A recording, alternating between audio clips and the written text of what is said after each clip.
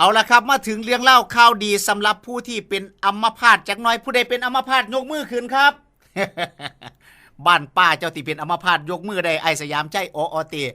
ก็เป็นเรื่องเล่าที่มหาวิทยาลัยฟุกบราของประเทศอังกฤษครับได้ประดิษฐ์เครื่องมือที่ซอยให้ผู้ป่วยที่เป็นอัมพาตที่บ่สามารถเว้าได้เนี่ยครับสามารถกลับมาเว้าได้อีกเทียนึงหรือสามารถสนทนาให้คนที่อยู่ข้างๆเข้าใจได้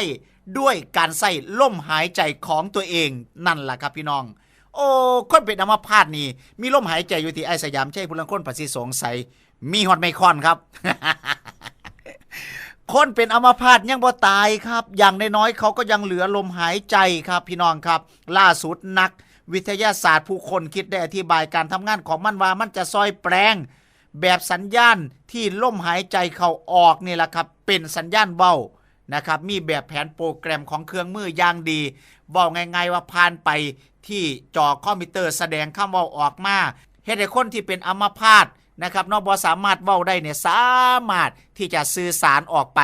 เพื่อให้คนที่ดูแลคนที่เจ้าของฮักคนที่ในครอบครัวได้สื่อสารกันได้ละครับเมื่อเครื่องมือนี้สามารถออกเสียงได้เป็นคำๆบอกออกมาได้ขนาดนั้นแล้วก็ย่างเฮ็ดให้ผู้ใ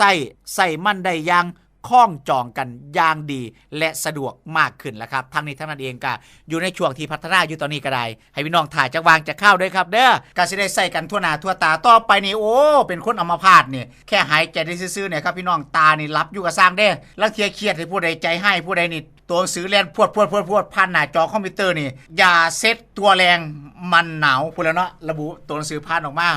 เกิดมือดีขึ้นดีฟันดีบอกเลขคนถึงอีกนี่ว้ายยายสีเป็นได้ยายสีโอ้ยแต่ก่อนเราอยู่บ้านหลังเก่าๆนึงสูเพราะผัวเราเป็นอัมพาตเท่านั้นละซื้อเครื่องสนทนาอัมพาตมาใส่เท่านั้นละผัวเราไปฝันจังได้บุญนอนเบิดขึ้นเบิดมือเนาะได้ตัวดีมาบอกเมียถือ3 งวดต่อกันแล้วปัดเท่าชีขาอยู่เฮียนน่ะเนาะมันไปกินเหล้าเมายามอเตอร์ไซค์พาลม3 เที่ยแล้วกว่าบ่เคยมันเป็นอัมพาตน้ำบ้านน้ำเมืองเขาจะเที่ยว่าซั่นวะคันเป็นผัวข่อยเป็นอัมพาตคือผัวยายสีนี่พวกเฮาก็สิรวยที่เนาะเฒ่าจังหวะนั่นตัวว่าซั่นวะ